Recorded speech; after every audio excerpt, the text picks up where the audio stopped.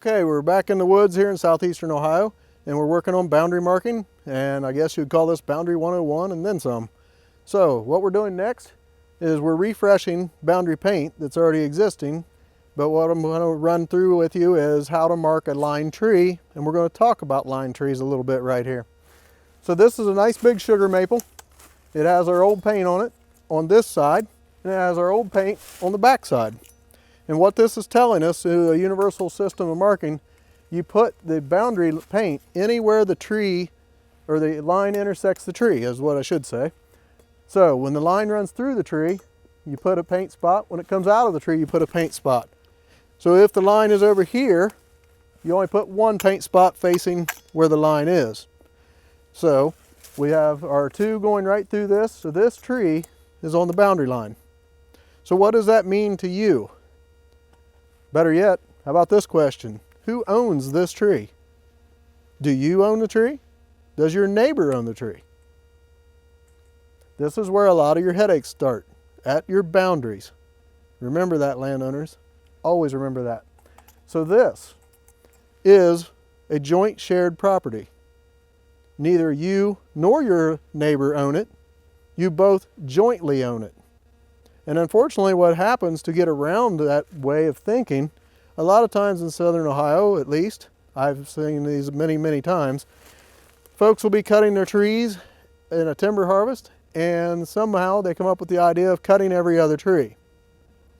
Cutting every other tree of shared property is not the same as getting permission from your neighbor to cut the trees. That is completely different.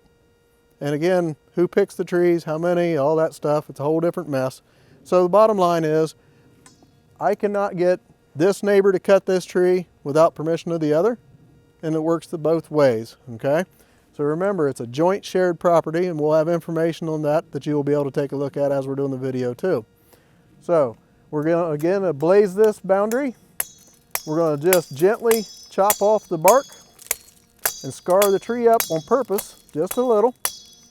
And don't worry about timber value on your boundary trees, because again, if these trees aren't worth much for timber, the odds are they're going to stay here. So I kind of like scarring them up a little bit, but also the majority of them have metal in them. If they have metal in them, they're not a high dollar tree to begin with generally. So the best value for this tree is doing exactly what it's doing, proving where the boundary's always been. So try to maintain your boundaries at all points. And if your neighbor's harvesting timber, take the same thing I just talked about with the joint shared property, go talk to them, go meet them and say, look, I don't want any of the boundary line trees cut. I value where my boundary is and knowing that. And that'll save you a lot of headaches down the road. Because again, if your evidence of a boundary is all gone, you're back to basically it's time for the surveyor, okay? So we're just gonna do this. We're gonna do a little before and after. And I'm going to paint this up, and we have set this up kind of to the side a little bit so that you can see some of these down through here. So this is what it looks like before I get started. And just shortly I'm going to paint that up, and we're going to take a little bit of a shot of that again and show you what it looks like when it's done and fresh. And it will really pop out for you. All right.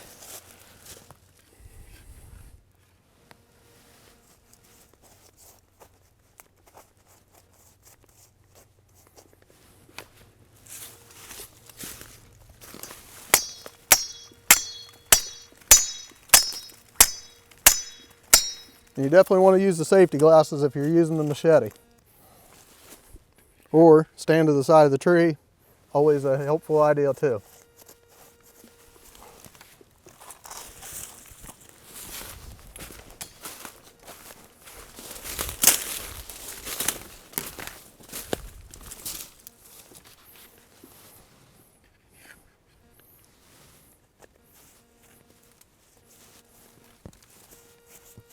And when the trees are too small, you can go ahead, if they're on the line, and just paint the whole thing all the way around, and that works just fine too.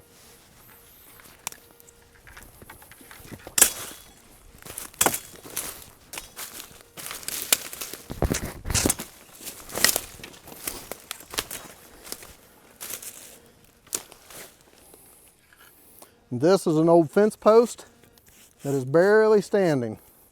but it's got some metal rods put in the ground where it's at. So we're going to go ahead and paint it to establish where it's always been. Put a little paint on the metal rods as well so that we can maintain that spot. And everybody knows why we're calling this the fence. And our next tree here is just slightly off the boundary. So we're only going to have one face mark on it facing the boundary line.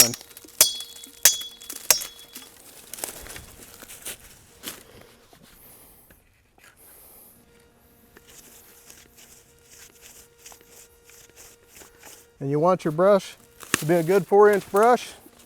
You want to have about a 4x6 spot of paint on the tree, if not a little more.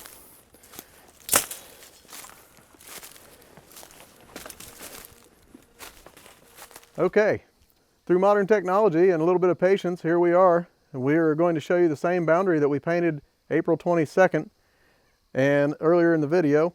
And now you get to see why we drive the point home about how close you want to put your paint, how bright you want it to be, how much we rely on paint rather than ribbon.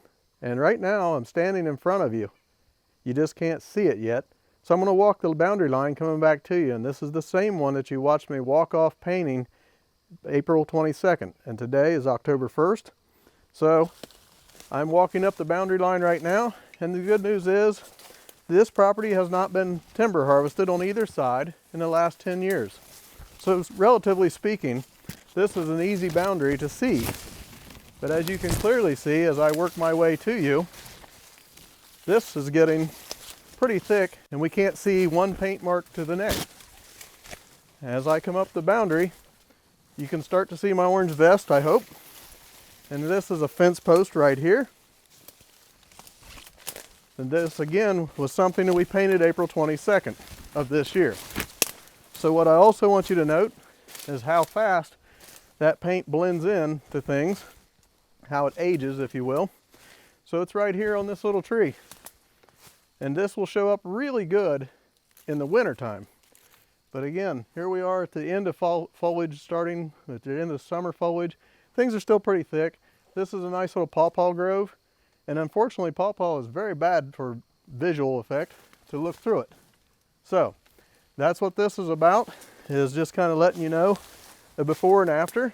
And this is comparing April 22nd to October 1st. So this is why we want you to paint your boundaries very close together, make them very obvious, put as much paint on as you can, make sure it's very obvious for summertime. So again, when you're marking these in the winter and the leaves are off, picture a scene like this. This is not even 40 yards that I've came to you. So that's 120 feet. We really can't see anything.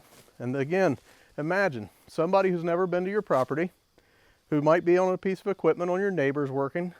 What's the odds of them seeing this until it's too late? And that's what we want to avoid.